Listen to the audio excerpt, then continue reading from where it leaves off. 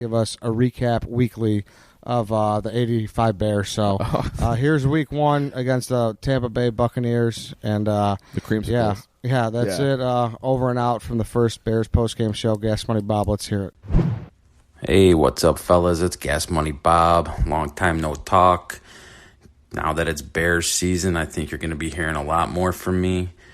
There's a lot of hype leading into the season. It reminded me a lot of the 1985 season, coming in off of a huge year where we lost in the playoffs.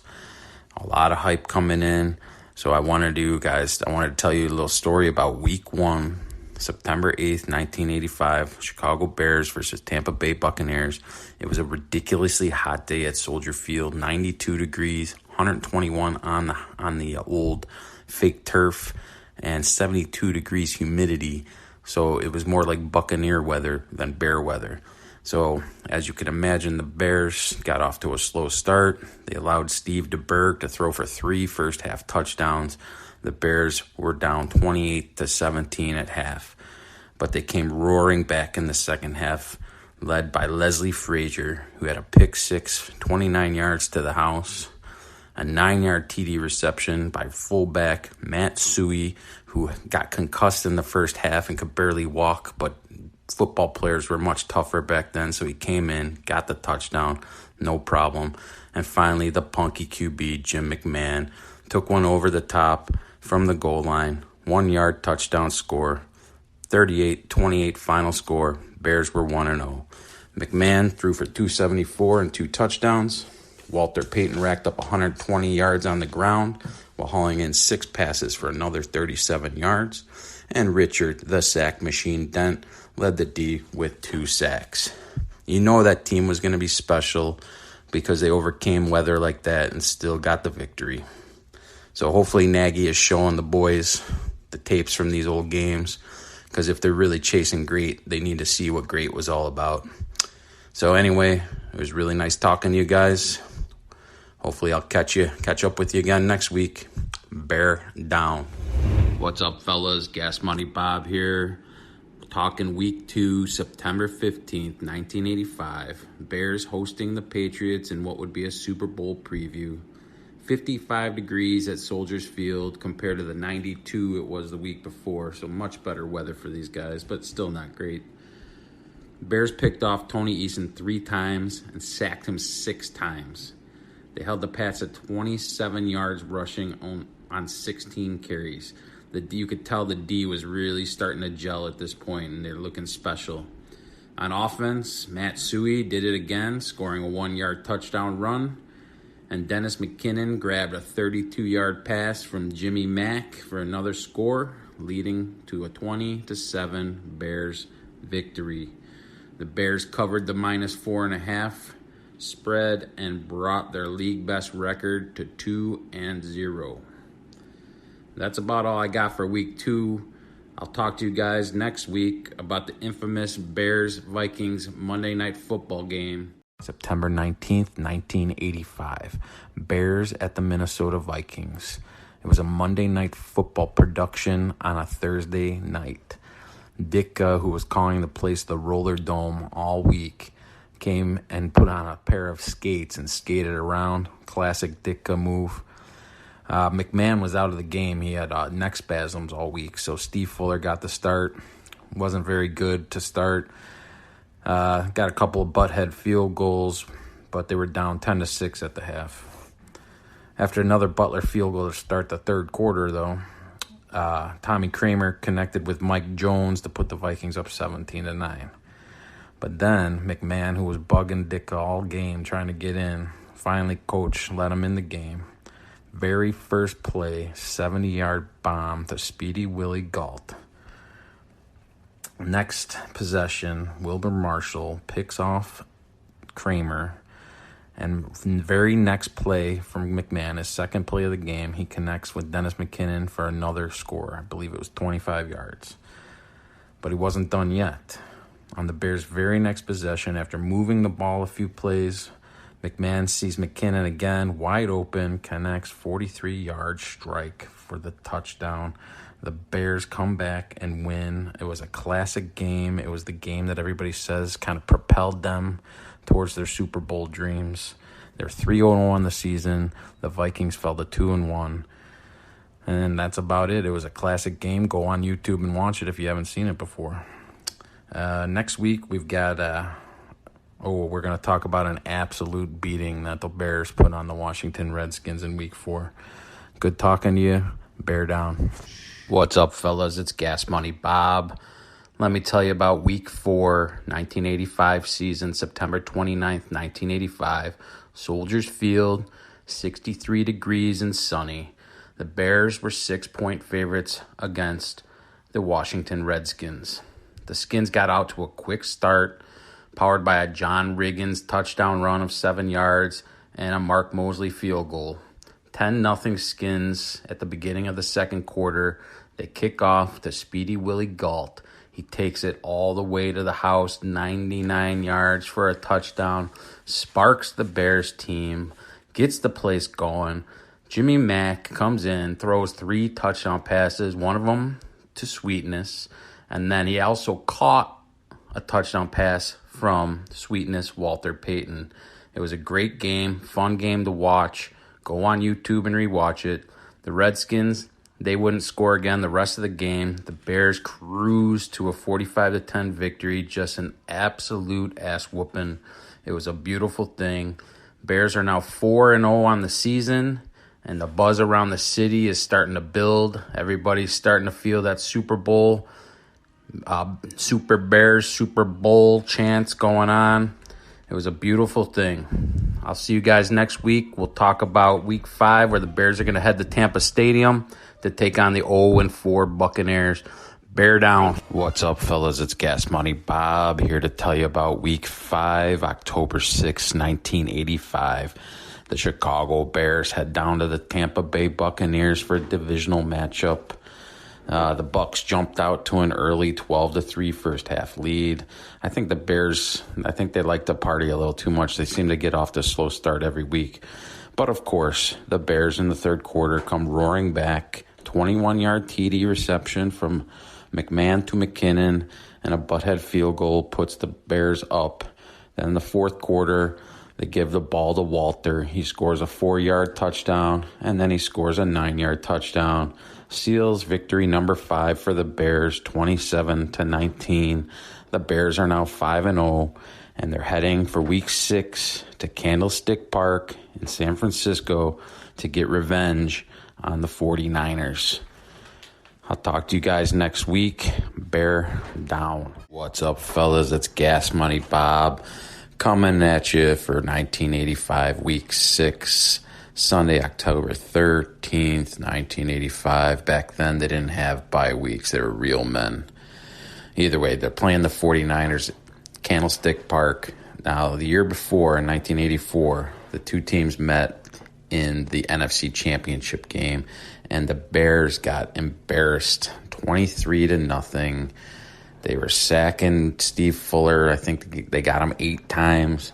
It was a really embarrassing game, and the cherry on top was Bill Walsh put in a 260-pound lineman and handed off the ball, and that really pissed Ditka off. So now that brings us back to 1985. The Bears wanted revenge, and they got it. Sweetness rushed for 132 yards, 2 touchdowns. The defense sacked Joe Montana 7 times, and the legend of the refrigerator, William Perry, was born when Ditka shoved it right up Bill Walsh's ass and ran the 330-pound Perry 2 times for 4 yards. The Bears got the revenge 26-10 and moved to 6-0 on the season. It's going well. Super Bowl buzz is in the air. Next up, Week 7, Monday night tilt against the hated Green Bay Packers at the Soldiers Field. It's going to be a good one. All right, fellas, I'll talk to you next week. Bear down. What's up, fellas? It's Gas Money Bob coming at you with Week 7, 1985, Monday, October 21st. Bears versus Packers at Soldiers Field. The Packers took an early lead in this one. Lynn Dickey connected with James Lofton on a 27-yard touchdown pass. But after that, it was all Bears. Walter Payton rushed for 112 yards and 2 touchdowns. And like we talked about last week, William, the refrigerator Perry, dove in from the 1 for a score of his own. It was a beautiful thing. Go on YouTube, watch the spike. It was awesome. Not only that, of course, the Bears D absolutely dominated. All 3 Packers quarterbacks had to play in this one. The Bears picked them off 4 times, sacked them 5 times, including a safety to put the nail in the coffin. Or, as that traitor in Green Bay would say, your dagger. Led the Bears to a final score of 23-7, a dominant win over an absolute shit franchise.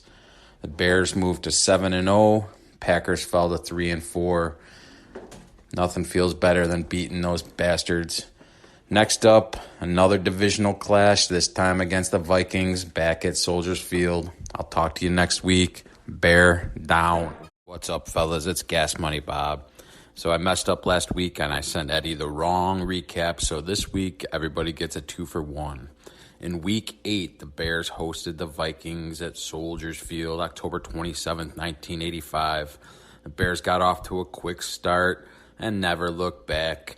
McKinnon and Payton each caught a TD pass from Jimmy McMahon, and Otis Wilson had a pick 6, leading the Bears to a dominant 27-9 victory, moving them to 8-0 on the season.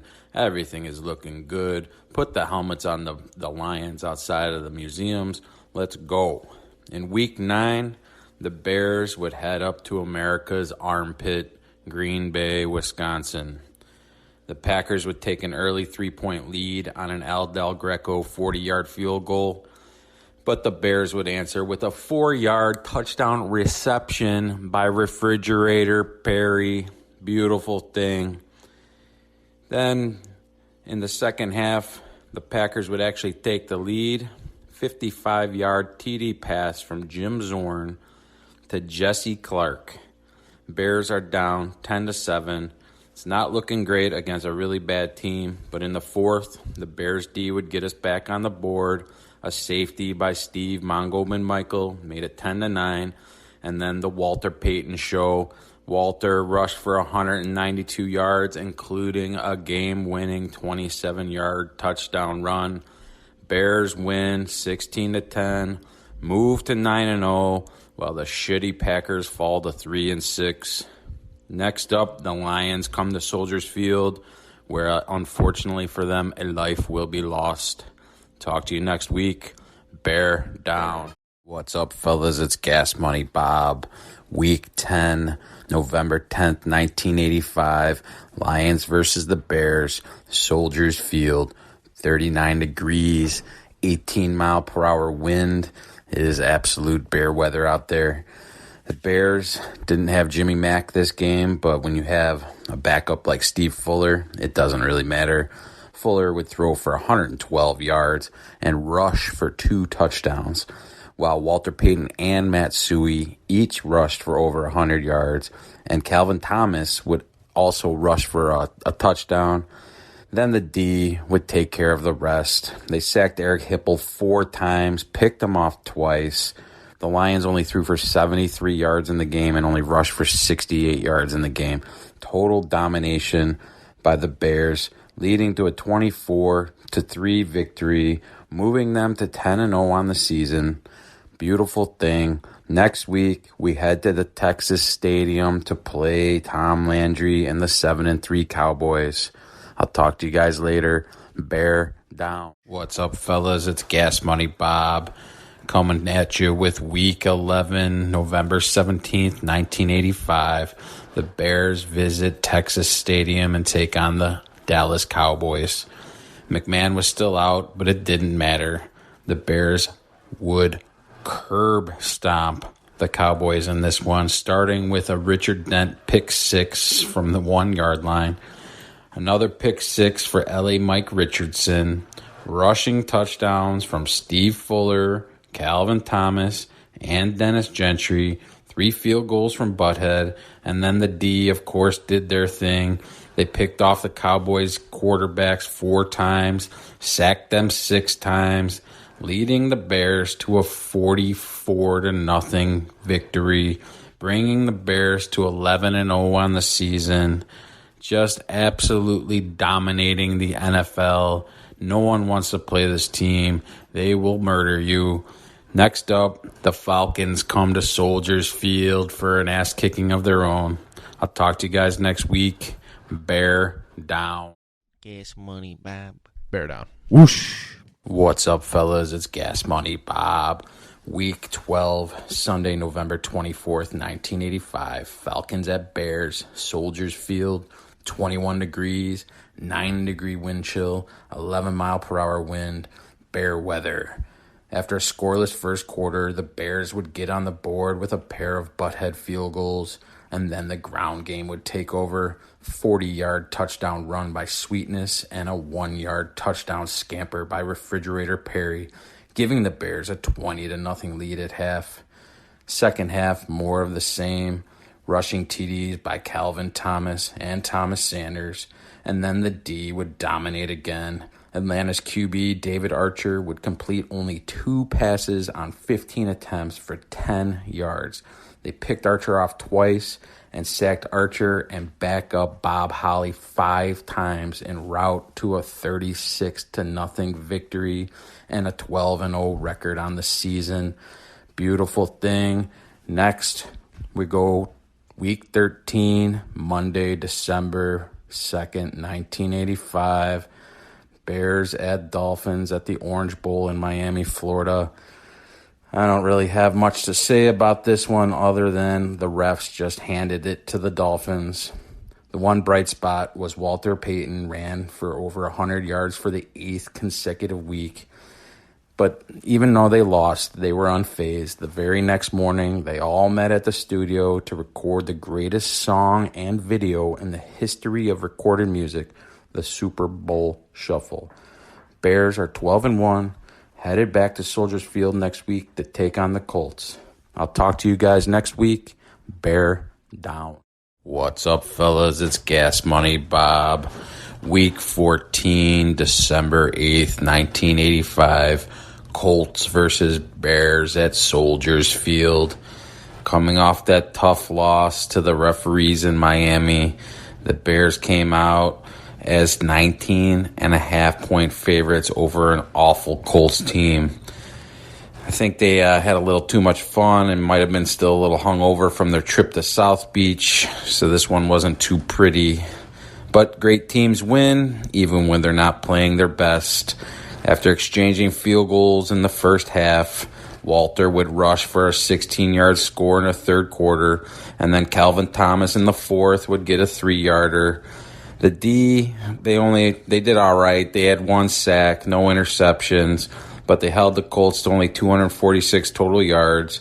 And then other than a late touchdown reception from Wayne Capers from Mike Pagel, they shut them down. Bears win 17-10, taking them to 13-1 on the season. Next up, a trip to Giants Stadium to play the New York Jets, who are 10-4 on the season. I'll talk to you guys next week.